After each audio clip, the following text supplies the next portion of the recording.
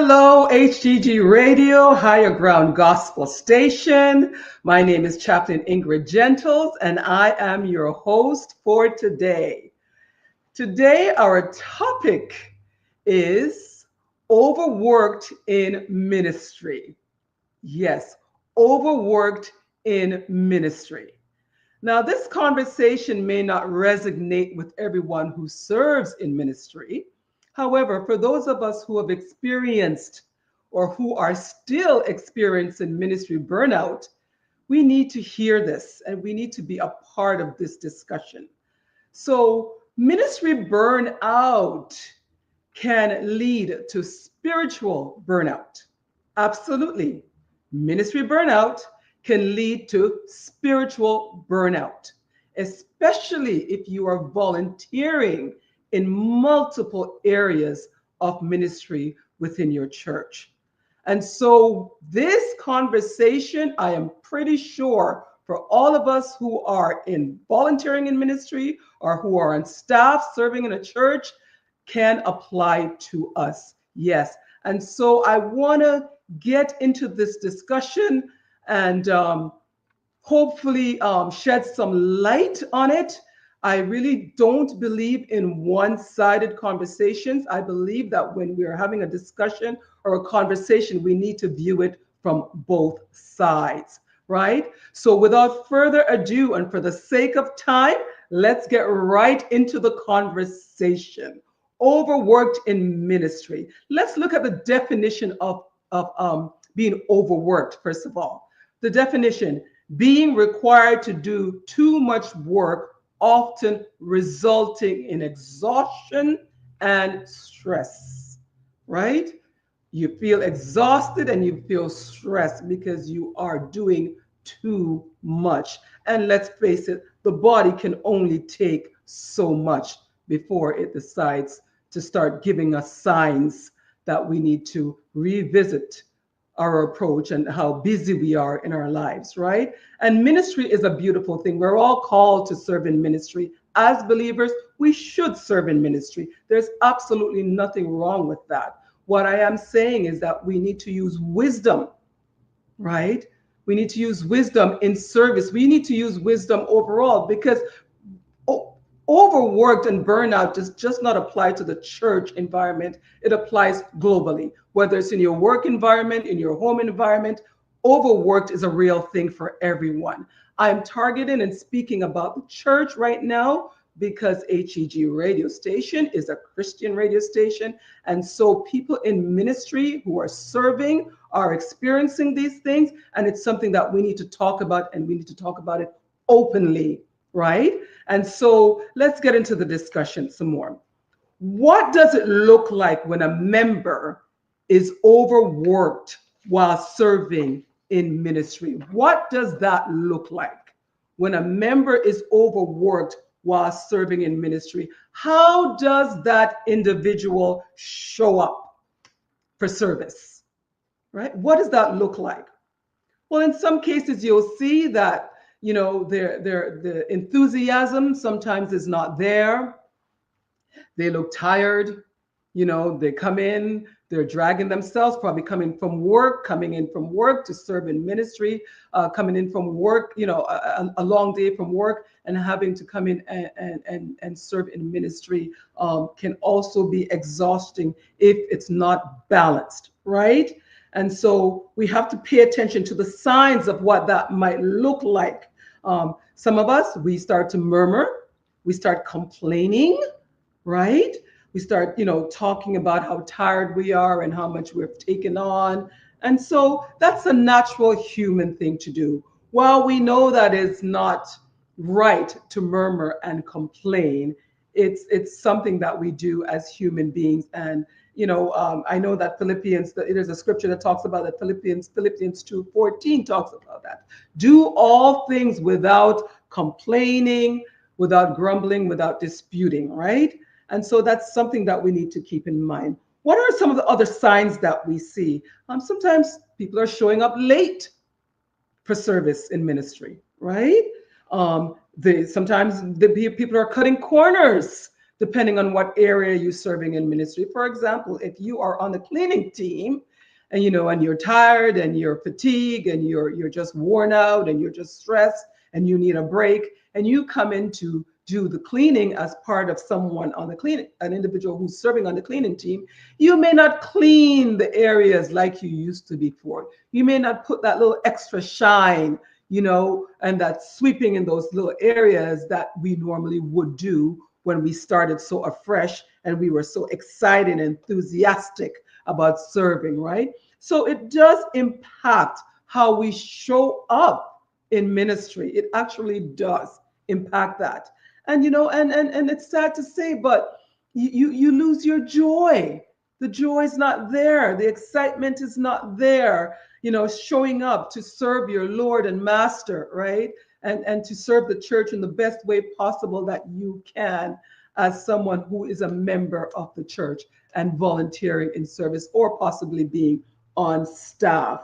And I just wanted to discuss one of my own personal experience with that because I led worship for a number of years actually at my church. And after maybe a year into it, when everyone started, everyone was so excited and so forth, coming out, showing up on time, ready to go. And after about a year, I started to notice, people were getting a little bit not so excited. They looked tired. Some people came from work. Practices at every Thursday at 7:30 p.m. During the week for worship practice. And you've got people coming from work. They're probably coming from downtown. They're driving in some cases. They got to fight with traffic. If it's bad weather outside, if it's snowing, they got to deal with all of that and still make it in to come to practice, go home, take care of meals, take care of the family, and come to practice. That is really a lot when you really think about it. It's a lot. I've seen where our church members would come in who are on the worship team and bring their children in. Sometimes they come in their PJs. The children are already in their PJs, ready to go to sleep. Right after they finish worship practice, they've got to head on home, get the kids in bed, and get them rested for school the next morning. When you really think about it, that's a lot of sacrifice.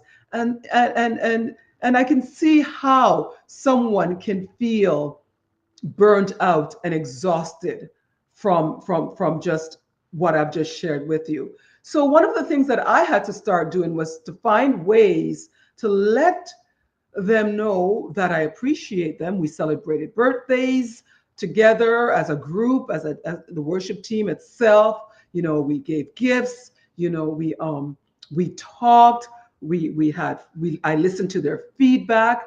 One of the feedback was, we need to see if we can get more people to join on the worship team so we can have people having time off and not the same people doing worship all the time.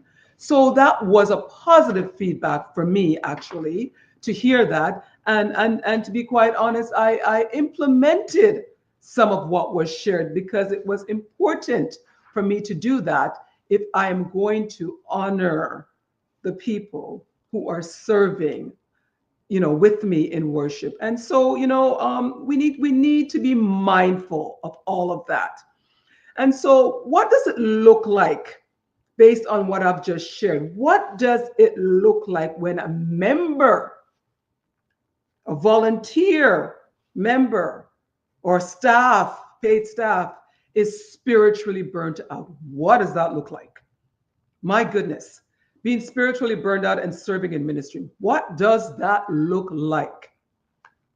Well, when you're spiritually burned out, clearly your prayer life is going to be affected. Maybe you're not going to be prayerful the way you used to be, in the beginning, before you took on all this or before too much work is taking a toll on you. Your family life can be affected. Your relationship with your spouse, your wife or your husband can be affected, right? Can be affected, right? There's absence of your joy to come out, right? And serve, right? Growth in your spiritual growth is impacted. That's what happens when you're spiritually burnt out. You've lost the passion for God, the word, and service. Oh my goodness, we don't want to get there, right? That's a tough place to come back from. And when you are spiritually, burnt out, you're weakened, right? You're weakened. And when you're weakened, there's you start disconnecting with God. You start disconnecting with others around you. You start pulling away without even realizing that you're doing that, right? Because you're self-preservation, that's called, right? And this can lead to a feeling of you feeling empty, and there's a lack of fulfillment. You don't have that feeling of being fulfilled, right? And so thinking about that, that spiritual burnout and getting to that place of detaching and disconnecting from God and the people around you that you need to support you and to strengthen you, this creates an open portal, an open door, an open window for spiritual attacks, for the enemy to come in. Because the enemy can see that you are not at your optimum. And when you are not at your optimum, this is an area and a time that he can zoom in, focus in, and come at you. When you are not at your strongest, but you're at your weakest time or weakest moment. So we need to keep that in mind. This whole thing can cause a domino effect overall in everything that we do, in ministry, outside of ministry, in our work, in our home. It's a domino effect when you are spiritually burned out. Wow.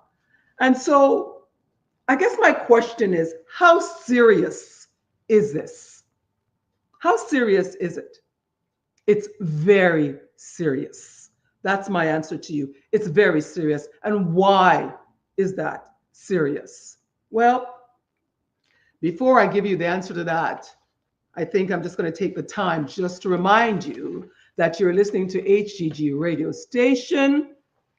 Our topic that we're talking about is being burnt out in ministry, and serving in ministry and being burnt out. If you like the topic, why not click on the like button below? Or better yet, why not subscribe to the HGG radio station? We would love to have you, right? So what does that look like? Why is it so serious when we are, in that spiritual burnt out state? It can be the beginning of the downfall of your home church. It can be the beginning of the downfall of your marriage, your home life, your personal life, and even outside of that. The church might start losing members. Volunteers may start to dwindle away, go down, right? People are backing away from volunteering. If the church have spiritually unhealthy, burnt out volunteers, it can impact the health and the growth of its members. Devastating. It can. This is where we have, I guess we talked about earlier on, people just, complaining and grumbling, and talking. And that's a sign of the fact that they're dissatisfied, right? And it's a sign of them, a sign of dissatisfaction, but it's also a sign of immaturity. And the reason why I'm using the word immaturity here is because as Christians and as believers, and being in the body, in your home church, your family, when we start complaining and grumbling and being, and it's okay to be dissatisfied, but you've got to be able to approach and handle that in the right manner, right? You have to be able to approach and handle your dissatisfaction and or explain to your leader or to your pastor what is really happening with you and what's going on with you, as opposed to complaining, right? Because what complaining does and what grumbling does, it can create division in the church, that's for sure. Creates a poisonous environment. We call that poisonous environment in the work environment, right? It's also a poisonous environment in the church environment, because all that's going to do is create division when we're talking negatively about what's happening in the church, or how we're feeling, or what's not being done, or we feel like we're being overworked, or we feel like we're being pressured, and so forth. And maybe that is a real thing. I'm not saying it's not. But what I'm saying is, as believers, we need to show maturity in how we approach the problem, right? So that it benefits everyone. It benefits the ministry. It benefits everyone that's involved. It benefits the church family, right? And so I believe that's really important for us to understand that. And so, let me ask you this. What can a leader do to help reduce the risk of physical and spiritual burnout? What can a leader do to help reduce that risk? But before I touch on all the things that a leader can do to help reduce that risk, what I want to also say is, in this discussion that we are having today about burnt out, in ministry, we also have to realize, ladies and gentlemen, that our leaders, our pastors and our leaders also can experience burnout. Yeah, definitely. They can experience that as well, right? And so we need to recognize that this conversation is not just applicable to those who are volunteering and to those who are on staff per se. We need to also realize that pastors and leaders also experience burnout, right? And spiritual burnout as well sometimes. So let's remember that as we are continuing this conversation. As I said before, I do not believe in one-sided conversation. It is futile. It serves no purpose. When we're having a conversation, it should be an opportunity to rectify the problem where everyone wins, right? And so that is the approach that I am taking here. And so what can a leader do to help reduce the risk of physical and spiritual burnout of the volunteer members or staff while they're serving in ministry? What can the leader do? Regular communication is necessary, one-on-one or in a group discussion. Depending on the size of the ministry, it may not be feasible to always have a one-on-one, but we can also have group meetings and discussion where the leaders can get honest feedback from the volunteers and from the staff as to what is happening and how they're feeling while they're serving in ministry. So communication is a huge part of that, very important. A leader has to be approachable. My goodness, I've heard so many stories of members who are afraid of approaching their leader in a church. I don't understand that.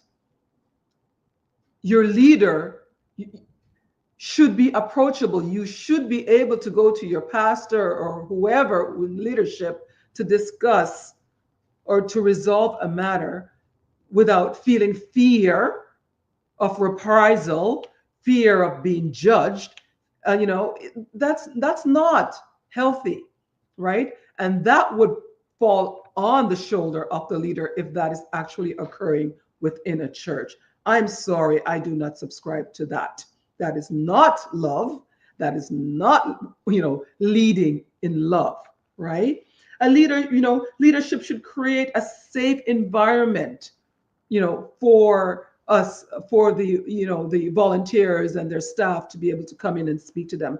And sometimes leaders can intentionally or unintentionally take advantage of their helpers at times. Yes, I have seen that.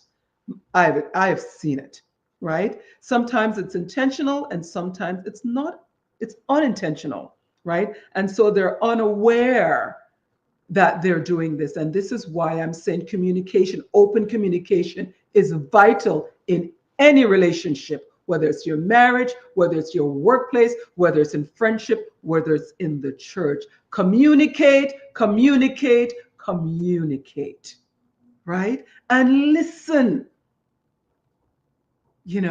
listen to what's being said, because that can give you the answers that you need in leadership to rectify the problem.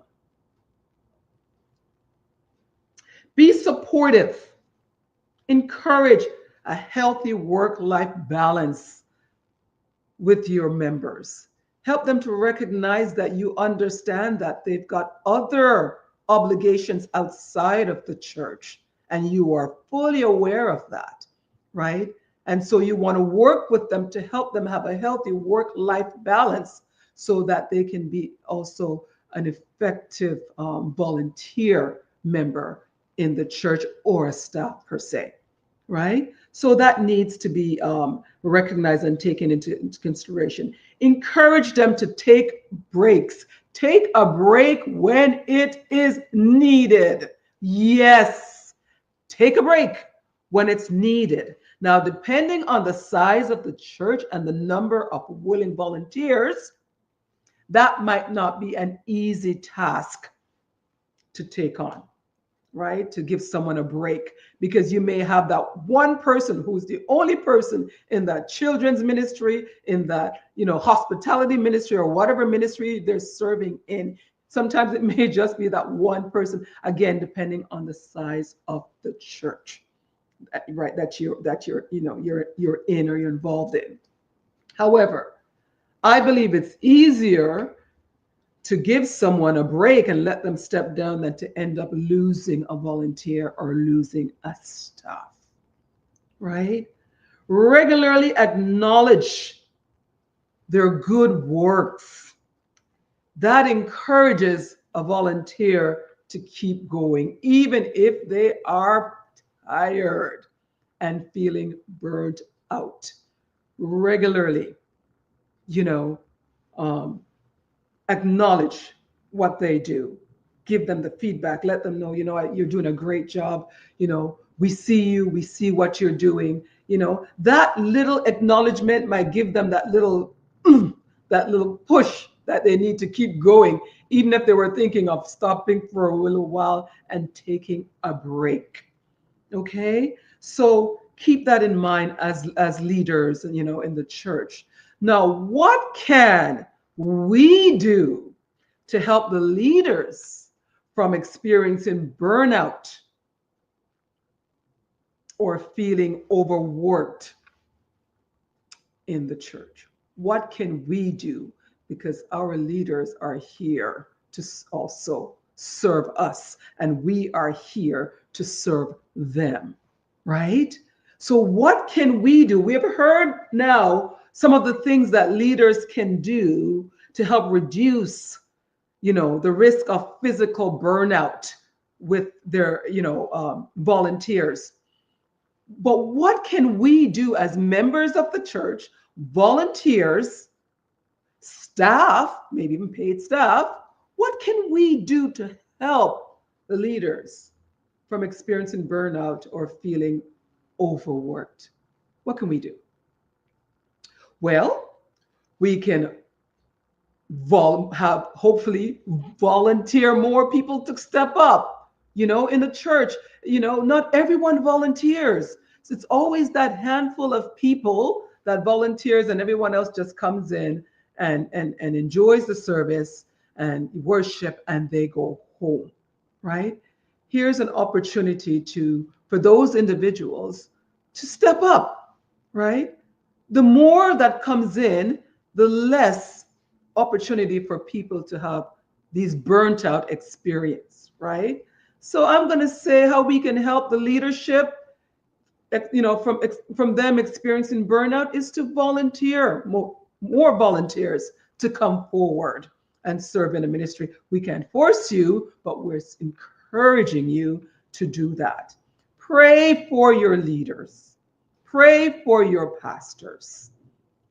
Pray for the family. Honor your leaders. Honor your pastor. I see that happen in a lot of churches where they have pastor appreciation month or pastor appreciation day, whatever, right? Show some appreciation to the pastor. Honor them, because guess what? They get tired too. Yeah, they do. They get tired as well, right? And don't engage in toxic behavior and toxic discussions about the leadership. If you have a concern about how the leadership is approaching or handling certain things, arrange to speak to your leader, your pastor, or whoever. Speak to the individual directly. Do not engage in gossip and speaking behind the backs of leadership. First of all, God does not appreciate that. And the damage that does can be quite significant. It can cause division and so many other problems in the church, and we don't want that to happen. What is our responsibility as a volunteer person or member or a staff? What is our responsibility here? Right? What is our responsibility when we're serving in the church? Be proactive by taking responsibility for our own well-being. Right? We can't put that on the pastor. We can't put that on the leaders. We have to take responsibility for our own well-being. Communicate openly and honestly. Avoid complaining and infecting others negatively. This can, once again, lead to division. Know when you need to take that needed break. Yes, you have to know that. Mark 6:31, we see Jesus saying to his disciples, "Come with me privately to a solitary place and rest a while." Jesus knew when to take rest, when to pull back, when to walk away for a little while and rest. We cannot expect the leaders to know what is happening within us personally. That is unfair to our leaders. We cannot expect them to know that. We have to communicate that effectively and with love. You are the key to your physical and spiritual growth and development. You are the key to that, to your physical growth and spiritual growth. You are the key. Avoid, one of the responsibilities we have, avoid, because I see this a lot. I might have done some of that myself. Avoid serving out of obligation, fear, people pleasing, for recognition, or feeling guilty. Avoid those things. I mean, imagine serving God with guilt. Oh my goodness. How that must break the Father's heart. Right? And guilt puts us in bondage. That's spiritual bondage. Right? So how can we serve well when we are in spiritual bondage? We feel guilty. We're not serving with a willing and open heart and a love for the Father. Wow. How that must affect him. Wow. So my conclusion is this. There's a fine line between faith and common sense We all have a part to play in the success of ministry. Ministry burnout and spiritual burnout is a two-way street. The success of a ministry,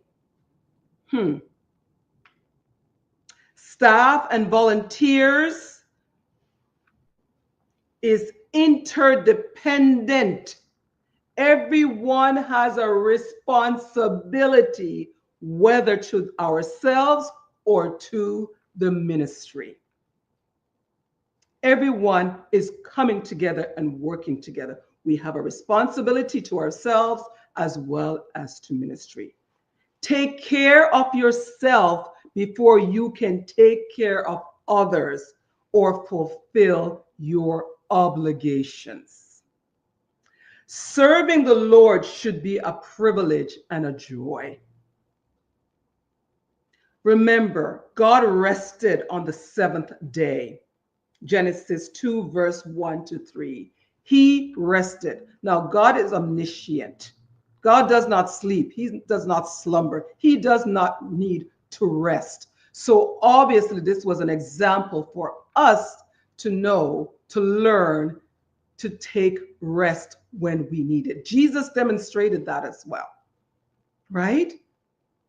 This rest is for man, the flesh. We need rest, and we must do that wisely. Remember, we are the family of God, and families work together and build together. Let's continue to build and work together the ministry, the church of God, with joy, with love, with enthusiasm, honoring the King of Kings and the Lord of Lords, because he deserves to be honored in all that we do. I hope this conversation was helpful to anyone, and I'm pretty sure it is, because this conversation that I'm having, this topic, is happening in a lot of church today. So I hope that you can take something away from here and implement it in your own life, right? So that you can serve in ministry with excellence, with love, with joy, and with peace. Thank you for listening. Thank you for tuning in. I hope that I was able to reach even one person today who will have a change of heart as to how you are approaching service in ministry. Thank you for listening again. Thank you for tuning in. I am Chaplain Ingrid Gentles, your host, and I just want to say thank you. God bless you. Bye-bye, and take care.